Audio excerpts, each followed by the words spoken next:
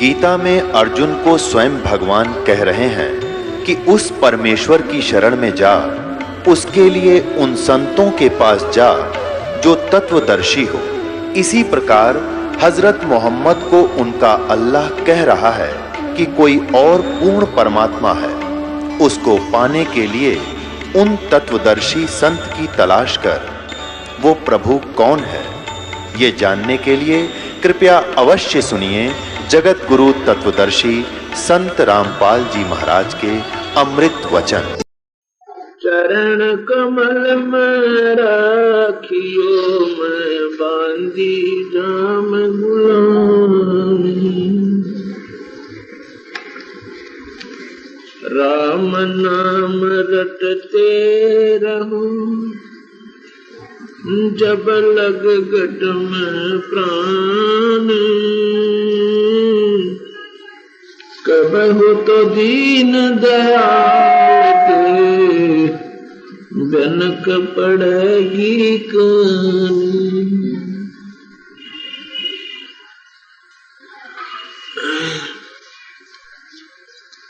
आज सतगुरु बंदीश्वर कबीर भगवान तथा उन्हीं के अवतार वही स्वरूप सतगुरु गरीबदास जी महाराज की परम कृपा से आज ये सतगुरु महिमा, परमात्मा की महिमा गुणगान का ये द्वितीय दिन है। 2 मार्च 2002 ये वो शुभ दिन है कि आज ऐसे घोर कलयुग में परमात्मा की महिमा का एक विस्तृत गुणगान किया जा रहा है। और ऐसे समय में जो प्राणी सत्संग सुनने के लिए आते हैं वो बहुत ही पुण्यकर्मी प्राणी हैं, क्योंकि मनुष्य शरीर इस जीवात्मा को बहुत ही पुण्य कर्मों के प्रभाव से प्राप्त होता है। और मनुष्य शरीर पाके जो प्राणी सत्संग के अंदर आते हैं वो और भी ज्यादा शुभ कर्मी हंस आत्मा होती हैं। और जो सत्संग में आकर के गुरुदेव से के सत्संग को सुनकर, संतों के विचार सुनकर और उपदेश ले लेते हैं, उनके पुण्य कर्मों का कोई हिसाब नहीं लग सकता, उनकी कोई गणना नहीं होती। अर्थात वो देव पुरुष हैं ऐसे कलयुग में जो परमात्मा की कृपा से सत्संग में आते हैं और उसकी तलाश के अंदर हैं, भगवान की उनको चाह है।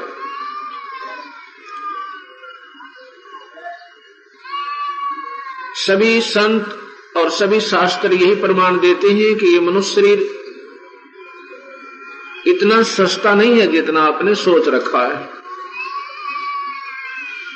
ये देही सौंगी नहीं, महंगी रत्नों मोल। ये देही, ये शरीर इतना सस्ता नहीं है, ये तो रत्नों के हिसाब से इसकी कीमत है।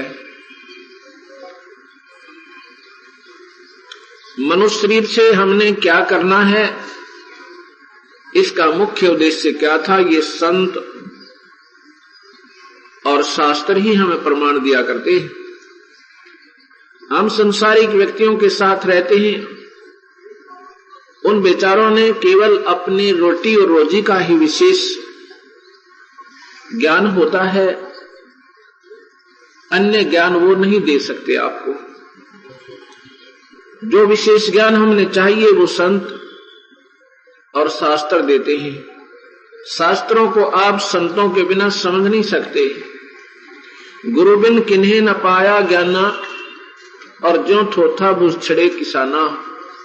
यही गीता जी, यही कबीर साहब का शास्त्र, गरीबदास जी का ग्रंथ साहब और अन्य संतों की वाणी पहले बहुत महापुरुष भक्त आत्मा पढ़ा करती थी, लेकिन अब जो पढ़ोगे अब तुम्हें विशेष आनंद आएगा, क्योंकि आपको ज्ञान हो गया कि यहाँ पर वो परम पिता अपनी वाणी से क्या हमें समझाना चाहते हैं और पहले हम इसका क्या अर्थ लगाया करते थे।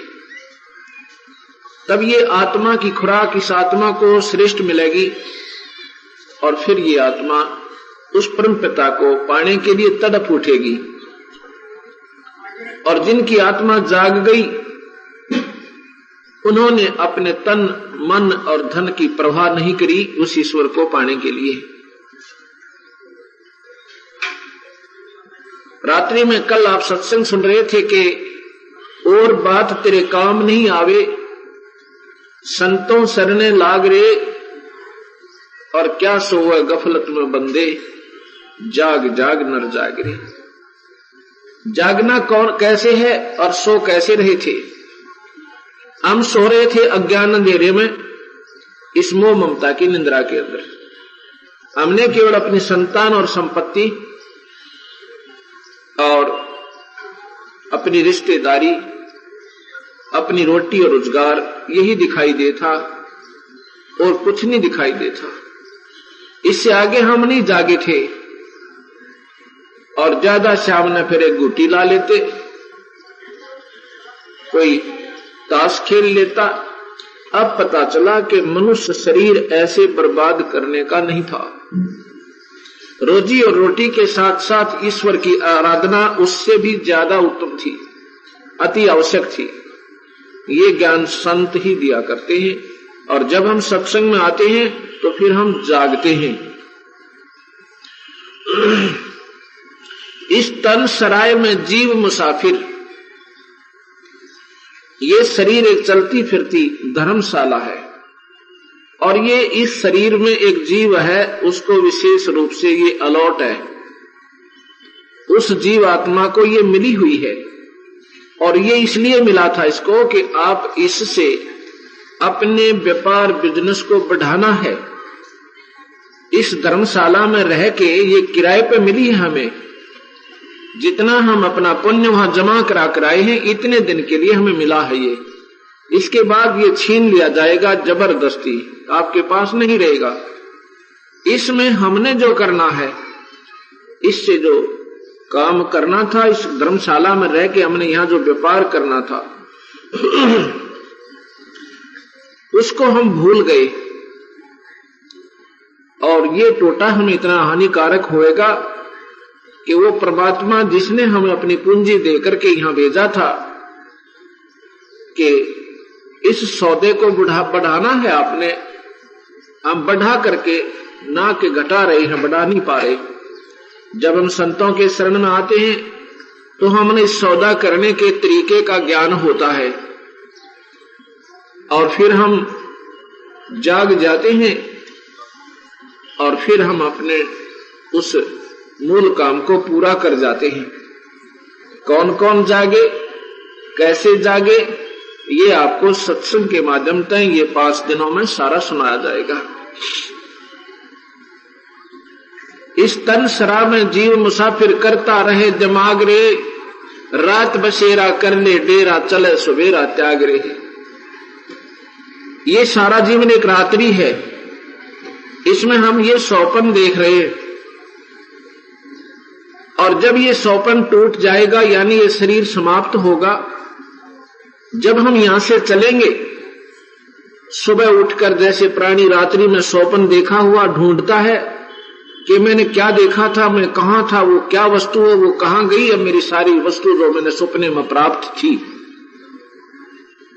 तो देखता है कि वो कुछ नहीं था, ये तो वैसे ही मेरा भ्रम था। ऐसे ये सौपन देख रहे हम। जब ये सौपन टूटेगा, जब हम ऊपर चलेंगे, तब हमें याद आएगा कौन था मेरा बेटा और कहां थी मेरी कार, वो कोठी। तो ये सोचेगा ये तो वैसे भूल भुलैया थी, कुछ भी नहीं था अपना। अपना होता तो आता मेरे साथ, जैसे सपने में हम देख रहे थे, तो जागने के बाद भी वो मिलना चाहिए था हमें। ऐसे ही जो जाग जाएंगे, इन बातों न सुनकर, इन विचारों को सुन करके, फिर ये आत्मा तड़पेगी उस परमात्मा न पाने के लिए।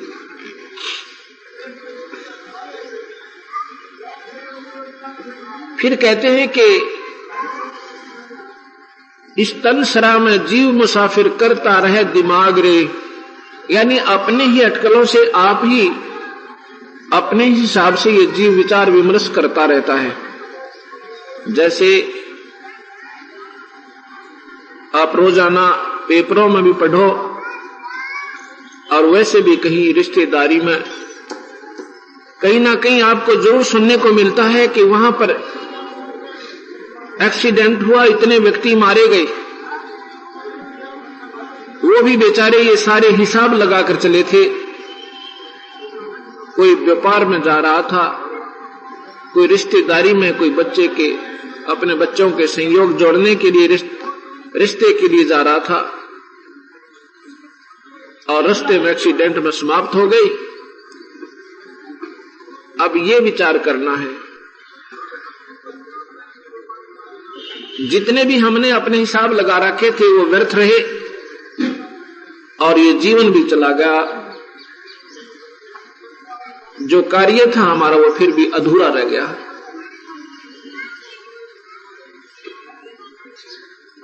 आगे सतगुरु महाराज बताते हैं कि उमदा चोला बना अनमोला। ये शरीर एक बहुत ही अनमोल वस्तु है। इसकी महिमा से हम पूर्ण रूप से परिचित नहीं है। हमने तो बस ये इसका मान रखा है कि बच्चे होंगे, अब इनको पालन करेंगे और फिर इनका ब्याह कर देंगे, विवाह करके फिर अपना जीवन सफल हुआ। भगवान इनको संतान दे, फिर हम बेशक मर जाएं, कोई दिक्कत नहीं। ये तो आप सोचो तो भी होना है, ना सोचोगे तो भी होना है, क्योंकि ये तो आपका संस्कार प्रारब्ध है। इसको कोई फेरबदल नहीं कर सकता। ना ये आपके चाहने से होगा, ना आपके करने से होगा। इसके लिए करवाने का मैटर हमारे अंदर पहले ही परमात्मा ने फीड कर रखा है। उसके आधार पर ये अपने आप कठपुतली चलती रहेगी, इसके बस की बात नहीं है। संतान हमारे चाहने से नहीं हुई, ये कोठी और बंगले कार हमारे चाहने से नहीं हुई। ये पिछले किए हुए संस्कार आज आपके फल रहे हैं और यही फलेंगे जब तक हम पूर्ण संत की शरण में नहीं आएंगे। जब तक हम किसी संत का आसरा पूरे संत का नहीं लेंगे, तब तक हम केवल अपने प्रारब्ध का भोग ही भोग रहे हैं। जब हम संत शरण में आ जाएंगे तो उस समय हमें अपनी क्रिया भी बदल दी जाती है संत के माध्यम से हमारी, और फिर हमारे संस्कार भी बदल जाते हैं और हमारी सारी क्रिया में अंतर हो जाता है। बाकी परमात्मा की तरफ से हमारा एक सुनियोजित सारे जीवन का हिसाब किताब लगाकर हमारे मस्तिष्क में और सब जगह हमारे हाथों में पहले ही अंकित है। क्या होना है, कितनी संतान होनी है, क्या आपको संपत्ति मिलनी है। जब हम पूरे परमात्मा सतपुरुष कबीर भगवान की शरण में आ जाते हैं, फिर हमारे होने वाली हानि बंद हो जाती है, आने वाले कष्ट भी टलने शुरू हो जाते हैं। कबीर साहब कहते हैं, संत शरण में आने से आई टले बला, अर्जय मस्तिष्क में सूड़ी हो कांटे में टल जा। पूरे परमात्मा कबीर भगवान की शरण में आने से हमारे मस्तिष्क में, भाग्य में यदि फांसी टूटना हो, सजाए मौत हो, इस परम पिता की कृपा से वो भी टल जाता है। कबीर साहब के शिष्य गरीबदास जी, आप सामने ये मूर्ति देख रहे हो साथ वाली, ये हरियाणा में जिला रोहतक पुराना, अब झज्जर जिला है, वहां पर इनका प्रारब्ध हुआ, जन्म हुआ गरीबदास जियों का। जब ये 10 वर्ष के थे तब इनको भगवान कबीर साहब अपने सचखंड से, सतलोक से आकर इनको प्रत्यक्ष दर्शन दिए। सामने कहते हैं भगवान आकार में है ही नहीं, परमात्मा आकार में भी है, परमात्मा निराकार भी है। आकार और निराकार से न्यारी स्थिति भी ईश्वर की है। ये गऊ चरा रहे थे, गऊ गवाले थे, वहां पर इनको दर्शन दिए थे, अपना सतलोक दिखाया था। उसके बाद गरीबदास जी ने कबीर साहब की महिमा का गुणगान जगह जगह पर किया। दिल्ली के अंदर एक अलालपुर गांव है। उस गांव के दो पिता पुत्र कबीर साहब के शरण में आए, गरीबदास जी के माध्यम से, यानी इनके शिष्य बने।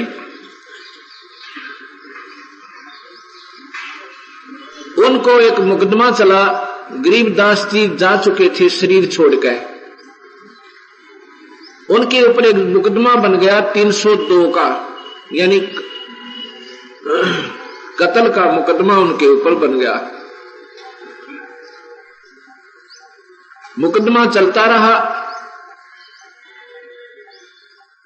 और अंतिम तिथि आ गई कि कल, यानी अब जो तारीख लगेगी उसके ऊपर फैसला सुनाया जाएगा और 100 की 100 ये बात होगी, 100% कि सजाए मौत होगी।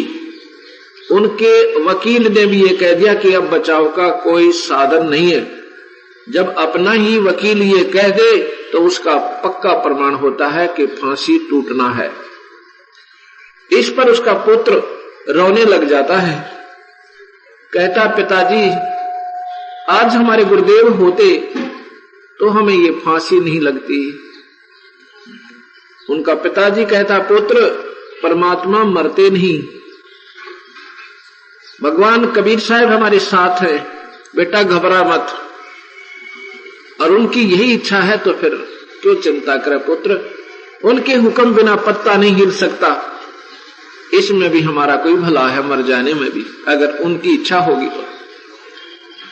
अब क्या होता, वो निश्चित तारीख आ जाती है। कोर्ट के अंदर दोनों मुलजिम खड़े हो जाते हैं, मजिस्ट्रेट बैठा, साथ में रीडर बैठा है। मजिस्ट्रेट फांसी की सजा सुनाकर लिख के रीडर को कहता है कि पढ़ के सुना दे इनको।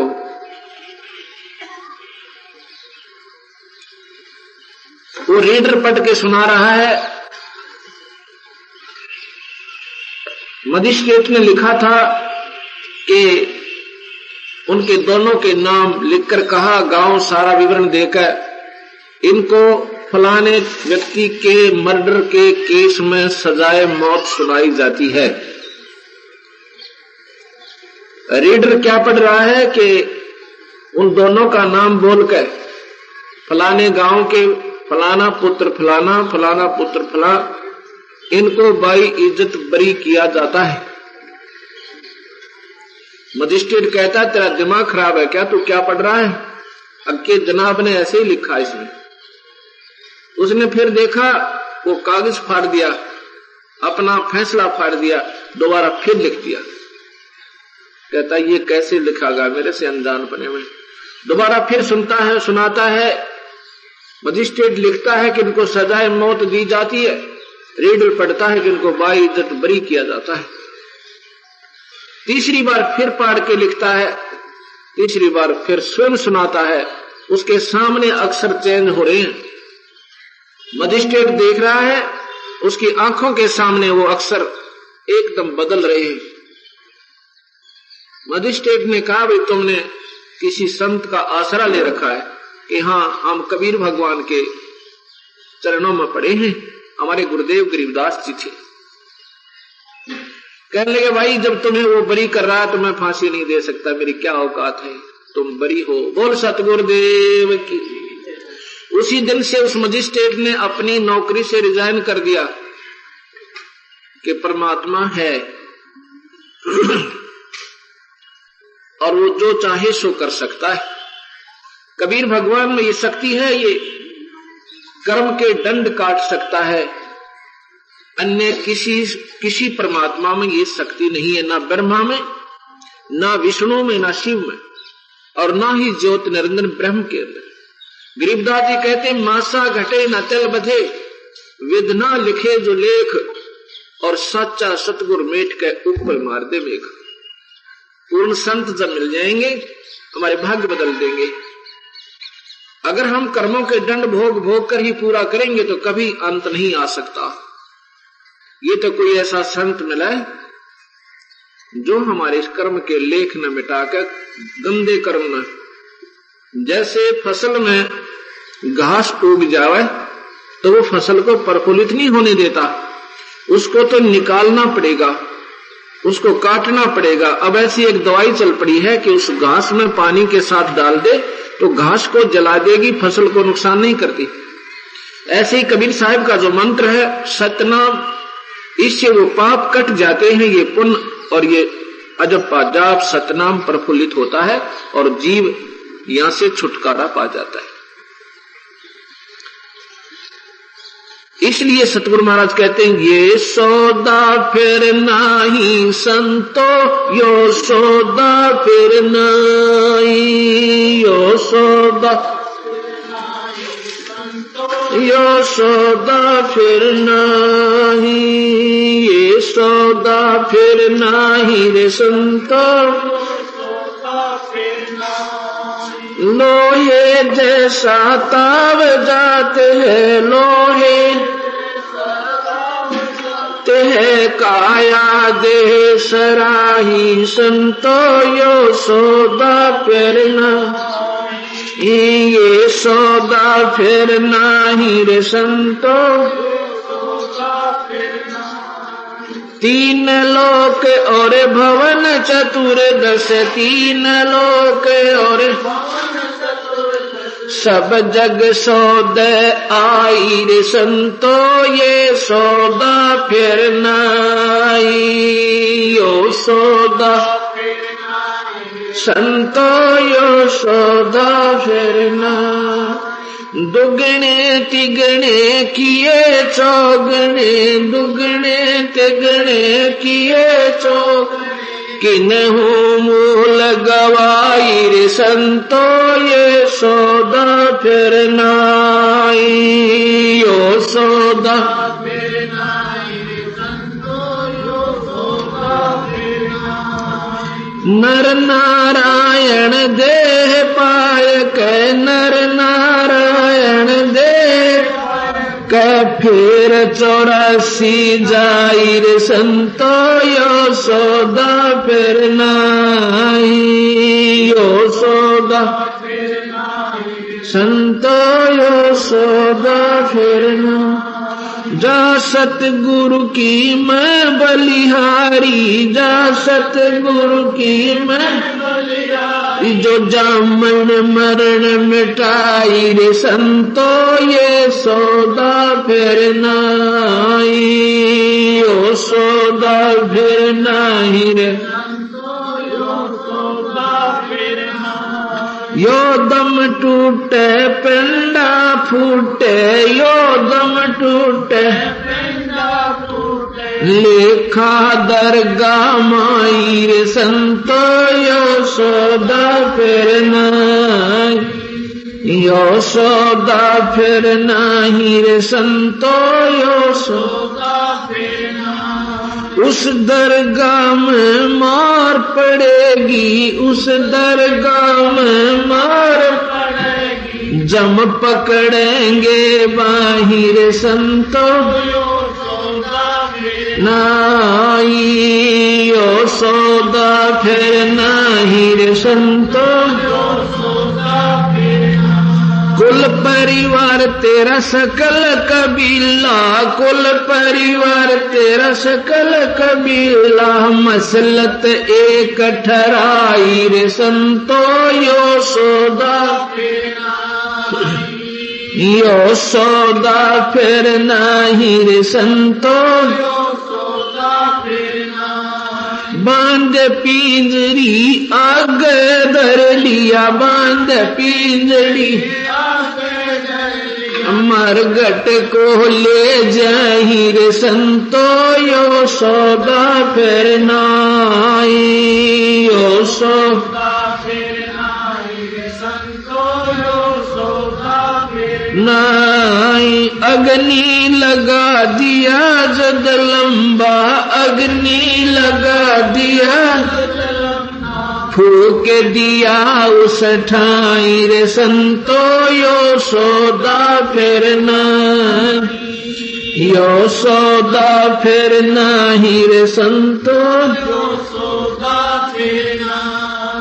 वेद बांध फिर पंडित आए, वेद बांध फिर पीछे गरुड़ पढ़ाई रे संतो यो सौदा फिर नाई, यो सौदा फिर नाई। नर से ती तू पशुआ की जय, नर से ती तू पशुआ की जय। गद्दा बैल बनाई रे संतो यो सौदा फिर नाई, यो सौदा फिर नाई, संतो यो सौदा फिर नाई। 56 भोग कहाँ मन बोरे, 56 भोग कहाँ मन बोरे। कित कुरड़ी चरणे जाई रे संतो यो सौदा फिर नाई, यो सौदा फिर नाई, यो सौदा फिर नाई। प्रेत शिला पे जाए बिराज, प्रेत शिला पे जाए बिराज। पितरों पिंड भराई रे संतो यो सौदा फिर नाई, यो सौदा फिर नाई रे संतो यो सौदा फिर नाई। बोहर सराद खान को आए, बोहर सराद काग बहे कल माहिर संतो यो सौदा फिर नाई, यो सौदा फिर नाई, संतो यो सौदा फिर नाई। जय सतगुरु की संगत करते, जय सतगुरु की संगत करते। सकल कर्म कट जाई रे संतो यो सौदा फिर नाई, यो सौदा फिर नाई, संतो यो सौदा फिर नाई। अमरपुरी पर आसन होते, अमरपुरी पर आसन होते। जहाँ धूप ना छाई रे संतो यो सौदा फिर नाई, यो सौदा फिर नाई रे संतो यो सौदा फिर नाई। सुरत नरत मन पवन पियाना, सुरत नरत मन पवन पियाना। शब्द शब्द समाई रे संतो यो सौदा फिर नाई, यो सौदा फिर नाई रे संतो यो सौदा फिर नाई। गरीब दास गलतान मैल में, गरीब दास गलतान मैल में। मिले कबीर गोसाई रे संतो यो सौदा फिर नाई, यो सौदा फिर नाई रे संतो यो सौदा फिर नाई। सत साहिब। यहाँ पर कबीर साहिब के स्वरूप उनके शिष्य गरीबदास जी भगवान कहना चाहते हैं, भाई ये मनुष्य शरीर बार बार नहीं मिलता, ये सौदा, ये मनुष्य शरीर का जो बिजनेस है ये फिर नहीं बनेगा। इसमें इतना जल्दी करो जितना हो सके। कहते हैं लोहे जैसा ताब जात है ये काया दे सराही। ओए होए, एक एक बात संत की जय आत्मा तक पहुंच जाए या डटी नहीं डटा है। हम आत्मा तक ये काल इस चीज को जान नहीं देता जो इसकी निज खुराक है। ये तो हमने मन की खुराक को ज्यादा कर रखा है, जैसे अच्छे बढ़िया बढ़िया शब्द सुनना। जो भक्ति भाव के लोग हैं, भक्त आत्मा हैं बहन भाई, उनको काल ने कहाँ उलझा दिया। अच्छे बढ़िया सुरीली आवाज के गाने वाले, शब्द गाने वाले, कबीर साहब की बानी वाले चाहिए। और यो बस सारी रात नाड़ मार के और साखी यानी वाणी कर गया फंद। सतनाम, सतनाम, वो सार नाम का ज्ञान नहीं हुआ। और उस नाम बिना बीमारी कटे नहीं। अब कोई बीमार है और उसमें कहा गया है कि भाई दवाई खाओ, दवाई ले ले, तेरी बीमारी कट जाएगी, नहीं भयंकर होने वाली है। गाने वाले को भी है वो बीमारी, सुनाने वाले को और सुनने वाले को भी है, और दवाई को ऐसे के पास नहीं सारी रात गावे, आश्रम खोल लिए वो भी बतावें। दवाई ना उन आश्रम वालों के पास ना उनके अनुयायियों के पास, दोनों मरेंगे यानी उस बीमारी के प्रभावी होंगे। वो संत वीर वो महंत वीर, साथ में उनके अनुयायी भी गधे बने। क्योंकि जब तक संत पूरा नहीं मिला इन बातों के बतावनते और इनके मीठे सुरीली आवाज गावनते, ये जीव अमर सफल नहीं हो सकता। तो यहां सतगुरु महाराज कहते हैं पद गाया मन हर्षिया और साखी का आनंद वाह जीवा, और वो नाम सही मिलानी और फिर गल में पड़ गया फंद, यानी काल फिर घसीट लेगा। जब हमें ये बात ज्ञान हो जाएगा, अब जैसे किसी के घर में आग लग जा, भगवान करे ना हो ऐसा काम, वैसे बतावें उदाहरण के लिए, और उसको कोई आके कहे भाई तेरे घर में अग्नि लग गई है, जाके संभाल ले जल्दी सी, वो सुनन की देर है चलन की नहीं, उसी समय भाग लेगा, जो साधन मिलेगा वहीं पहुंचेगा और उसको अपना समाधान करेगा। फायर ब्रिगेड में बुलावेगा, रास्ते में टेलीफोन कर जाएगा। यानी वो होश में हुआ तो, और जब उसने पी रखी शराब, फिर वो क्या कहेगा कि क्या कहा भैया फिर बताना। वो कहेगा तेरे आग लग रही है, पीछे थोड़ी ये लगी है, अभी तो भाग ले, बचा सकता है। वो कहता है ऐसे नहीं भाई, कुछ गा के सुना है, मुझे अच्छा नहीं लगा तेरा बताना, इतना भयंकर नुकसान होने लग रहा। और फिर वो कहे मुझे गा कर सुना, क्या कह रहा है, तू नहीं भाई तू सुना, तेरी अच्छी आवाज है। हमारे साथ वो बनी हुई है, क्योंकि हमारे अंदर माया का नशा हो गया, हम होश में नहीं है। होश में हो और ये बात सुने सतगुरु की, कालजा पाट जाए इंसान का, हृदय हिल जावे, अरे तेरा गजब गधे बनेंगे, कुत्ते बनेंगे पूरे नाम बिना, पूरे संत बिना। तो हम तुरंत जाग जावें और समाधान ढूंढें कि कहां है वो पूरा संत जिससे हमारी ये बीमार, ये नुकसान बचाए। थोड़ा तेज करो। और जो नशे में हुए नु कहेंगे हाँ भाई बहुत अच्छा, आहा। अब बात कोई बात हुई, अभी आपने शब्द में सुना कि नर से तीतु पशुआ कीजे गद्दा बैल बनाई, ये 56 भोग कहां मन भोरे की कुरडी चरने जाई। ओए होए, आज हम कितना सुंदर भोजन खाएं, स्वादिष्ट भोजन खाते हैं, दूध और दही, मक्खन, बढ़िया रोटी, और साथ में सेब संतरे मक्खन, ये मेवा, कितना अच्छा भोजन आहार हमारा है। और एक परमात्मा के पूरे संत बिना और सच्चे नाम बिना ये प्राणी क्या बनेगा, गधा बने।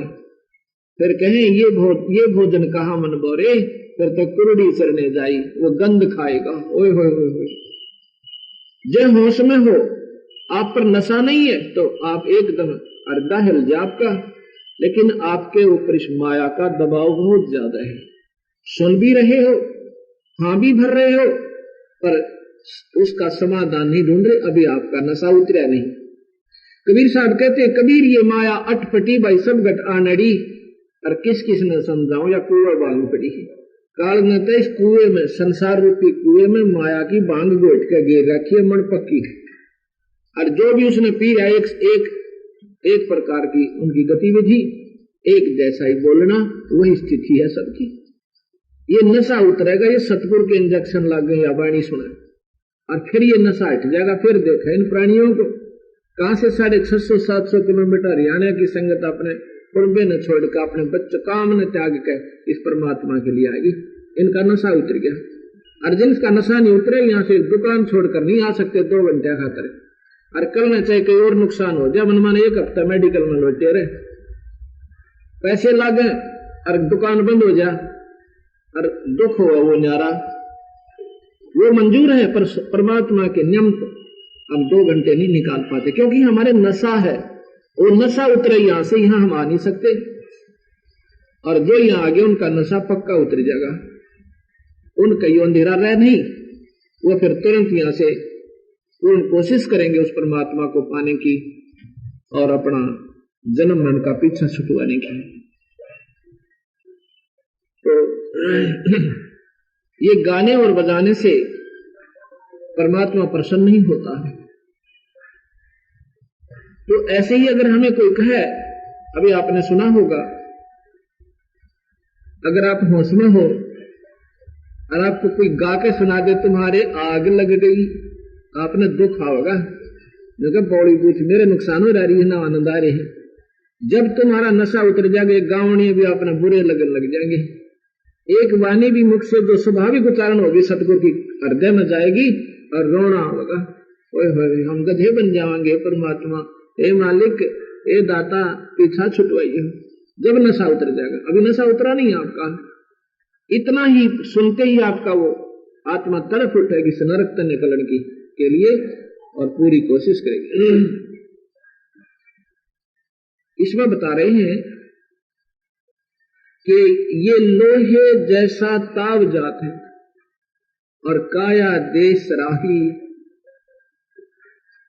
जैसे लोहे को गर्म किया जाता है, उसको तुरंत ही उसके मोल्ड में, उसके ढांचे में अगर डाल दिया जाए, जब वो कति पिघला हुआ है तो जो हम बनाना चाहते हैं बन जाएगा। और जरा सा भी वो ठंडा हो गया, बांगा बौला जो का तो सेट हो जाएगा। फिर उस पर चाहे कितने ऐसे हथौड़े बजाओ, उसका कुछ नहीं बनेगा। ऐसे ही एक बार मनुष्य शरीर जो है लोहे जैसा ताव है आप में, अब इसमें जो चाहो तुम बना सकते हो, कति बिल्कुल बन जाएगा। अपनी बुराई छोड़ो, बीड़ी शराब मांस तम्बाकू ये मानव आहार नहीं है, ये तो राक्षसों का पेय पदार्थ है। शराब पीना, अफीम खाना, पान खाना, सुल्फा पीना, जर्दा खाना, ये मनुष्य का आहार नहीं है। ये तो पशु पक्षी या जंगली लोग जो राक्षस कहलाते थे उनका आहार था, मनुष्य का आहार नहीं है। इसको त्याग के फिर परम पिता परमात्मा का, जिसमें गीता जी भी कहती है कि वास्तव में परमात्मा तो कोई और है अर्जुन, अब उसकी तलाश कर ले, तेरा कति छुटकारा हो जाएगा, आपका जन्म मरण मिट जाएगा। वो परमात्मा कौन है उसके बारे में ही हम आपको ये 5 दिन का सत्संग कर रहे हैं कि वो भगवान कौन है। वेद भी कहे और गीता जी भी कहे उस परमात्मा की शरण में जा, वो परमात्मा कबीर भगवान है। अब हम कबीर साहब को भगवान कहते हैं, ये हमारे हृदय में यहाँ इससे नीचे जाती नहीं बात है। नहीं, वो तो एक कवि था, वो तो एक साधारण सा दुल्हा था, एक गरीब आदमी अनपढ़ सा व्यक्ति था। नहीं, वो पूर्ण जानकार थे और वो विद्वानों के विद्वान, परमात्माओं के परमात्मा थे मालिक। आपने देखा होगा, नहीं देखा, लाल जो होता है ना, लाल एक छोटा सा बिल्कुल कंचे टाइप एक चमकीला पत्थर होता है और उसकी कीमत पहले 9 करोड़ की बताते थे, अब तो अरबों में होगी शायद। अब उसको कोई दिखावा किसी से और कहे कि इसकी कीमत 9 करोड़ की है भाई, आम व्यक्ति नहीं स्वीकार करेगा, कहता नहीं इतना नहीं हो सकता। ये कबीर साहब वो शक्ति है, वो कीमत है इनकी, क्योंकि ये हमारे आम व्यवहार में नहीं है। सुना है कि हीरा लाल होता है, हमने सुना है भगवान होता है, पर वो भगवान ना ब्रह्मा ने पाया, ना विष्णु ने, ना शिव जी ने पा लिया, ना मार्कंडे जैसे महापुरुषों ने और ना चुनक जैसे महापुरुषों ने जिन्होंने हजारों वर्ष समाधि लाई, नहीं पाया। आखिर में क्या लिख दिया, अपने उपनिषद बना दिए, अपना सेल्फ एक्सपीरियंस, अपना स्वाभ्यास लिख दिया कि परमात्मा निराकार है, वो मिला को नहीं। ऐसे ही मुसलमान साधकों ने कोशिश की साधना करके, लेकिन परमात्मा दृष्टि गोचर नहीं हुआ। अंत में लिख दिया परमात्मा बेचून है, बेचून माने निराकार, क्योंकि उनको वे ऑफ वर्शिप सही नहीं मिली, उनको परमात्मा के दर्शन करने की विधि सही नहीं मिली, जिसके कारण उन्होंने आखिर में अपना फैसला दे दिया कि ईश्वर जो है वो निराकार है। अब हम थोड़ी सी आपको व्याख्या करना चाहते हैं। आकार क्या होता है, निराकार क्या होता है, सरगुण क्या है, निर्गुण क्या है। अब जैसे परमात्मा को सर्वव्यापक बताया जाता है, इस बात को सभी स्वीकार करते हैं कि परमात्मा, उसको अल्लाह कहें, उसको रब कहें, उसको गॉड कहो, चाहे ईश्वर कहो, परमेश्वर कहो, वो कण कण में विद्यमान है। बिल्कुल इस बात में सभी माने, इससे कोई नकारा नहीं करता कि भगवान कण कण में नहीं है। अब जैसे वायु के अंदर, हवा में पानी होता है, जल होता है वायु में, पर वो दृष्टि गोचर नहीं है, अदृश्य निराकार है और निर्गुण है, उसका कोई लाभ हमें प्राप्त नहीं हो रहा। इसको अगर हमें ये जानना चाहे कि इसमें वास्तव में पानी है या नहीं है, तो एक गिलास के अंदर बर्फ डाल दीजिए या ठंडा पानी, अच्छा ठंडा पानी, और हवा में रख दो और जून के महीने में रख देना, उसमें भी पानी आ जाएगा उसके चारों तरफ गिलास के, और पानी बहकर चल पड़ेगा बाहर से। गिलास फूटा नहीं है, गिलास बिल्कुल साबुत है, लेकिन फिर पानी कहां से आया? जो वायु में पानी था, वो वायु का पानी उस ठंडे वातावरण से चेंज हो गया, पानी में परिवर्तित हो गया, और वो इससे सिद्ध हो गया कि वायु में पानी था, लेकिन वो निराकार था, फिर आकार में भी दिखा। ऐसे ही परमात्मा के प्रगटकरण की विधि है। परमात्मा सब जगह है, वो परमात्मा आपको विशेष लाभ नहीं देता, आम लाभ देता है। जैसे वायु हमें आम लाभ दे रही है, विशेष नहीं दे रही है, वो वायुमंडल में जो पानी है। ऐसे ही बड़ा तेज कर भाई, इसमें थोड़ा सा या इसमें कर। जैसे गरीबदास जी महाराज कहते हैं कि ठंडू जी ने चीर के जय कोई ढूंढे दूध, गरीबदास इस शरीर में हाड चाम और दूध। जैसे बिना ब्याई हुई कोई गाय, भैंस, बकरी, अगर उसका कोई ऑपरेशन करके देखे उसमें दूध नहीं है, उसमें दूध नहीं है। और जब वही गाय, वो भैंस या बकरी जब नए दूध हुए, उसको गर्भ रहे, फिर बच्चा हुए, और फिर देखो बाल्टी भर दे दूध की, वो दूध कहाँ था, कहां से आ गया? वो शरीर में ही प्रकट हुआ, शरीर में बनाया गया था अंदर, पर उसकी विधि थी बनाने की। ऐसे ही ये नाम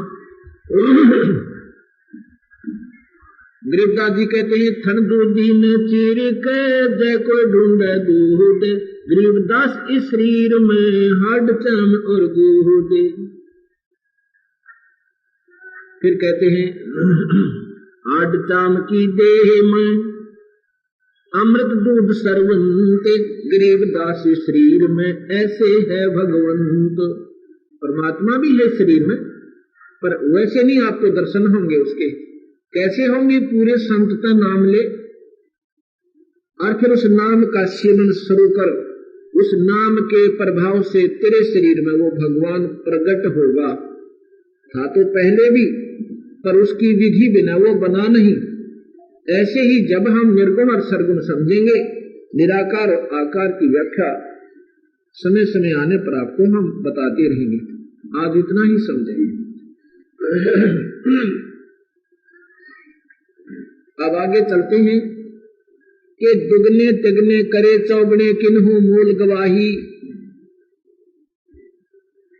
ये सौदा फिर नाही संतो यो सौदा फिर नाही।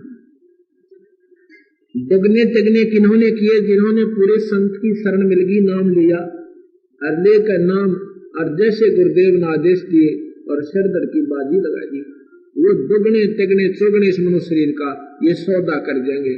और जिनको सही मार्ग मिला नहीं, शराब पी अपनी धंधा पीट किया और रोजी रोटी में सारा जीवन खो दिए, वो अपना मूल गवा चले।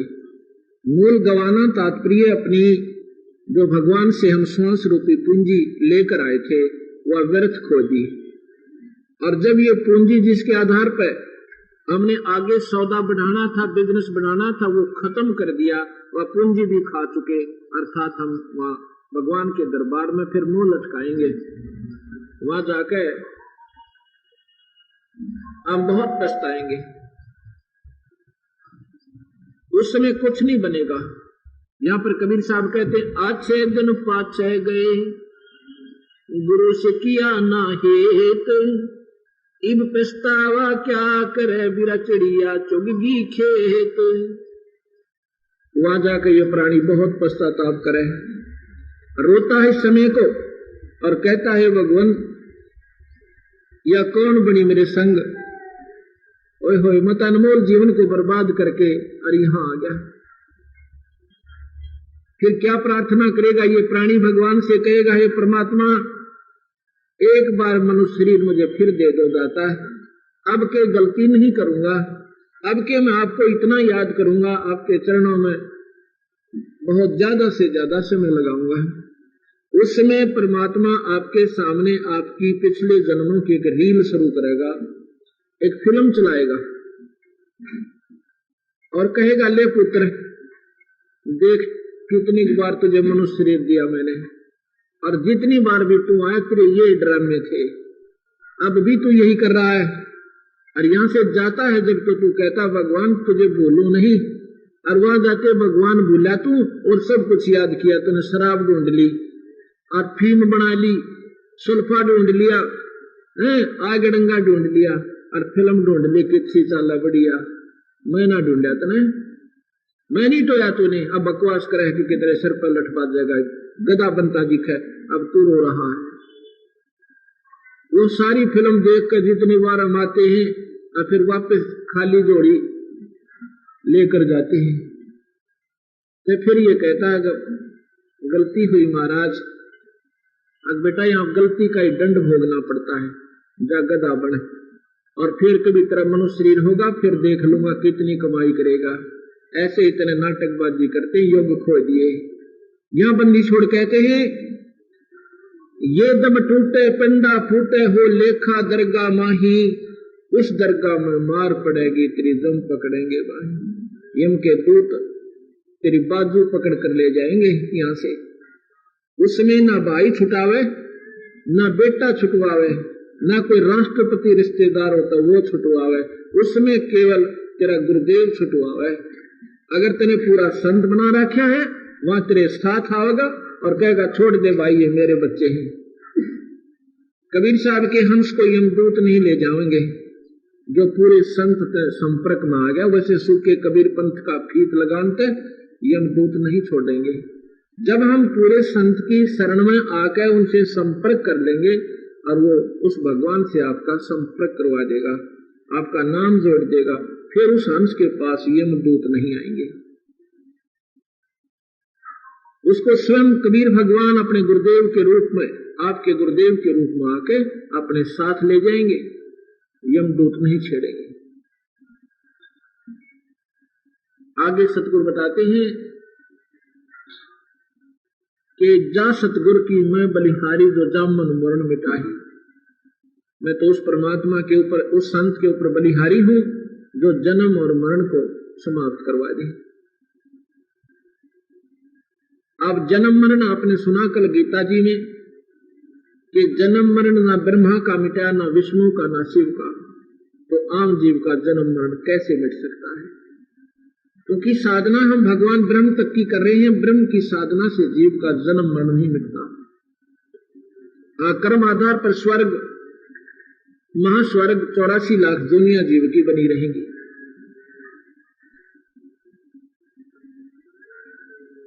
उसके बाद सतगुरु महाराज कहते हैं ऐसा संत ढूंढना चाहिए जिससे वो हमारे जन्म मरण को मिटा दे। आगे बताते हैं कि कुल परिवार तेरा सकल कबीला मसलत एक ठराही, जब ये शरीर छूट जाता है तो तो सभी आस पड़ोस के रिश्ते भाईचारा आपका कुल परिवार इकट्ठा होता है और कहता है भाई अब इसको उठाओ जल्दी, अब यहां से इसको ले चलो, अब इस मिट्टी में कुछ नहीं रहा है। सब ले जा करके और वहां आपको शमशान घाट में जाकर फूंक देंगे। उसके बाद क्या करेंगे, एक गरुड़ पुराण का पाठ करने वाला व्यक्ति बुलवाएंगे और वो कहते हैं 7 दिन तक गरुड़ पुराण का पाठ आपके घर पे करेगा।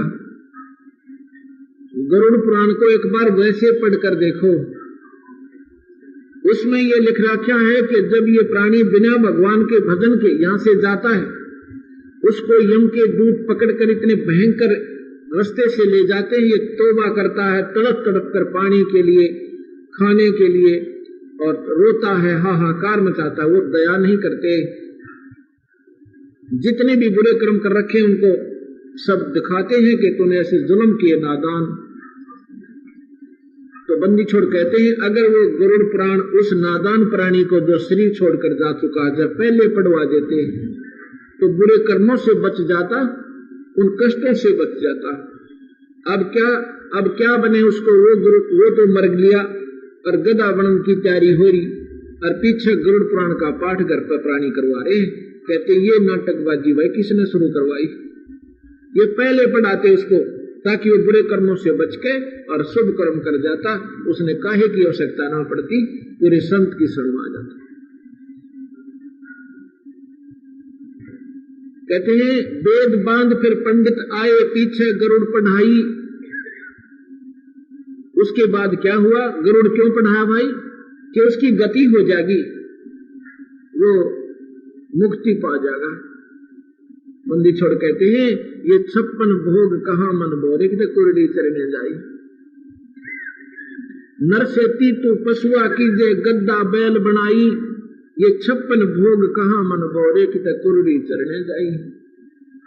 फिर आगे क्या बताते हैं, ये गरुड़ पुराण न्यू पढ़ाया था कि घर में शांति हो, मर जाने वाले की आत्मा शांत हो जाए, इसको गति हो जाए।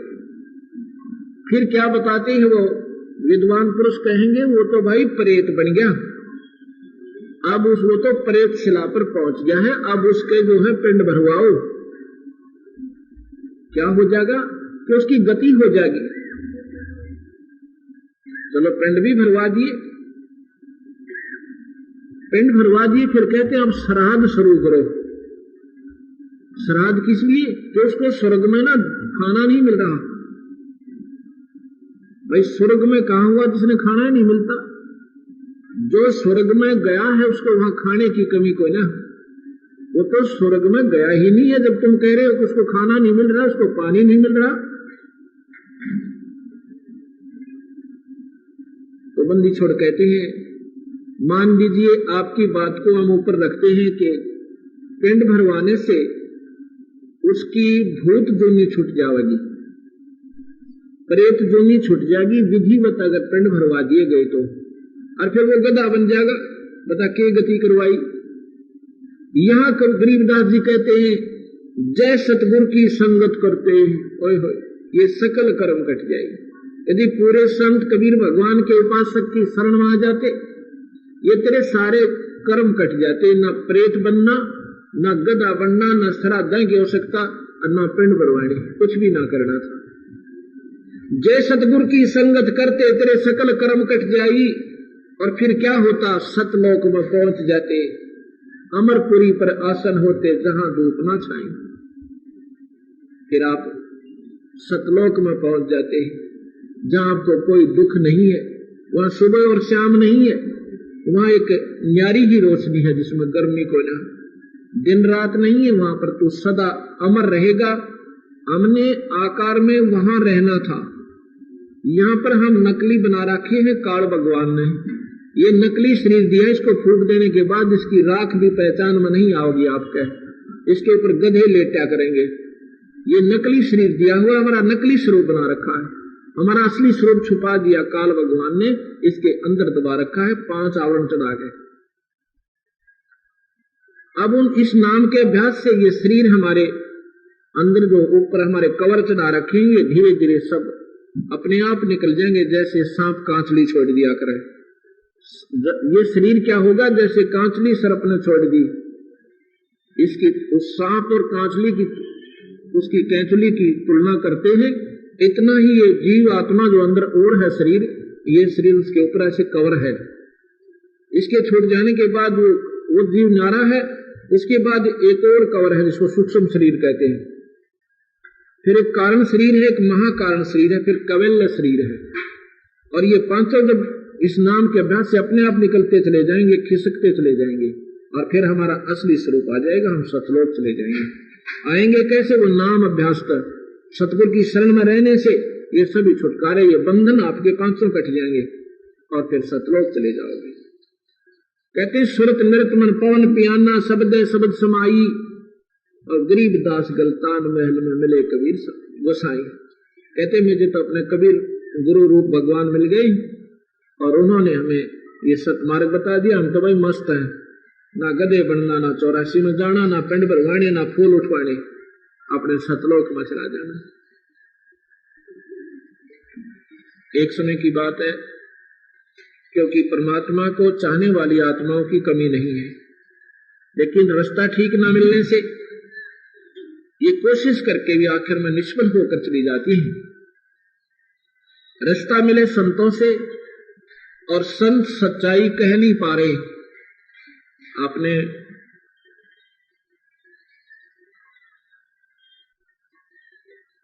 सभी संतों के सत्संग सुने होंगे। जैसी भी साधना आम जीव कर रहा है, वो संत उसी को ही जो कि तुम बता करके और अपने सत्संग को समापन कर जाते हैं। और जब तक इस जीव ने सच्चा ज्ञान नहीं होगा, ये ऐसे ही दुख पाता रहेगा। एक समय की बात है, एक धर्मदास नाम के बहुत ही बड़े सेठ थे। बांधवगढ़ एक नगरी थी और वहां के एक राजा थे यजुर्देव। जब उस नरेश को, उस राजा को कोई वित्तीय आवश्यकता पड़ती थी, धन की कमी हो जाती थी, कोई फल डाल पे या कोई सूखा पड़ जाने से, तो धर्मदास के पिताजी से वो बांधवगढ़ नरेश धन की सहायता एज ए लोन उधार लिया करता था। यानी इतना पैसा धर्मदास जी के पास था। इतना पैसा होते हुए और फिर परमात्मा में रुचि, धन है उसकी मां जिसका जन्म लिया उस पुण्य प्राणी ने। परमात्मा की टो में आराम से बैठ जाओ, तुम बैठ आराम से, पकड़ के खड़ी कर, इसने रामा बना रखे, खड़ी हो, शर्म भी नहीं आती तुम्हें, खड़ी हो यहां से। तो कहते हैं ये सारे श्राद्ध निकालने वाले ये भूत बने अंडे, ये माता जो क्या करते, जो कनागत काटा करते, पिंड भरवाते थे, इनमें प्रेत आत्मा ये तंग कर रही है इनको, और हम यही पूजा करते थे। हमने भी प्रेत बन जाना था थोड़े से दिनों में, अगर ये मार्ग ना मिलता था। तो बांधा वो धर्मदास जी परमात्मा की तलाश में, क्योंकि सभी शास्त्र यही बताते हैं भाई गुरु बनावा है, और गुरु के बिना जीव की मुक्ति नहीं हो सकती।